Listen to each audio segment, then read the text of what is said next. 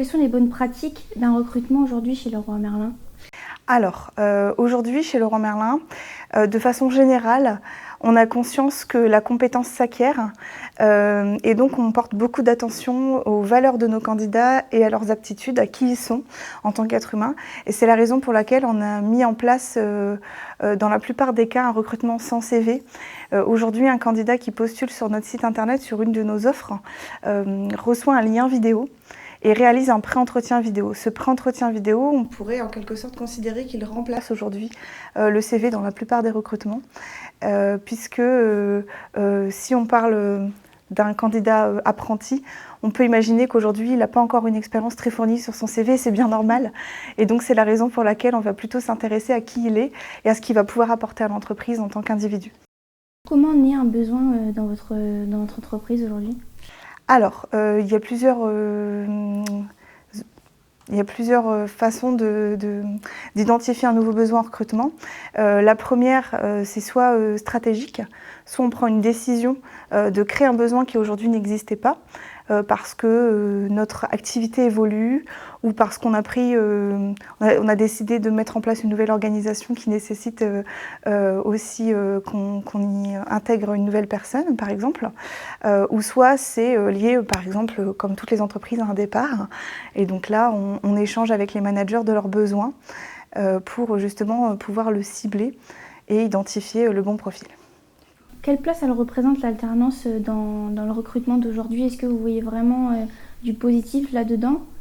Oui, tout à fait. Aujourd'hui, il faut savoir que l'entreprise s'est fixé des objectifs très élevés d'intégration d'alternants. On a un objectif d'avoir 3000 alternants dans l'entreprise.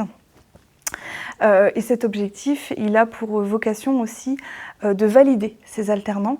Nous, ce que nous souhaitons, ça n'est pas intégrer tous les ans 3000 nouveaux alternants qu'on renouvelle, mais vraiment de les transformer ensuite en CDI chez nous.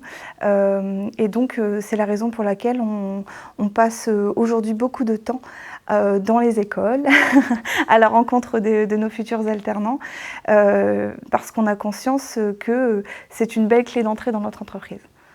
Donc vous voyez vraiment du positif dans l'alternance, vous voyez toujours que l'alternant lui-même il évolue et que vous le poussez aussi vous en tant que maître d'apprentissage, si on peut dire, à l'évolution de l'apprenti en fait.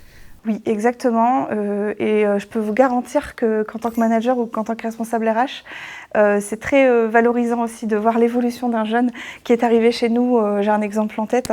On a un jeune qui est arrivé chez nous il y a 2 ans. Là, il va faire sa 3e année à partir de septembre. Il est entré en 2e année de BTS. Il va rentrer en master chez nous en alternance. Il aura quasiment fait tout son parcours en alternance dans notre magasin. Et on voit vraiment son évolution personnelle et professionnelle, une évolution aussi de posture. Il prend plus d'initiative et on se dit qu'à la fin, à l'issue de son master, soit il aura une très belle opportunité chez nous, ou soit il n'aura aucune difficulté à trouver un poste ailleurs. Et voilà, aujourd'hui, l'alternance, on l'identifie vraiment comme une source de développement pour les jeunes et aussi une source d'apport. On a conscience que ce sont des profils aussi qui peuvent apporter énormément à l'entreprise.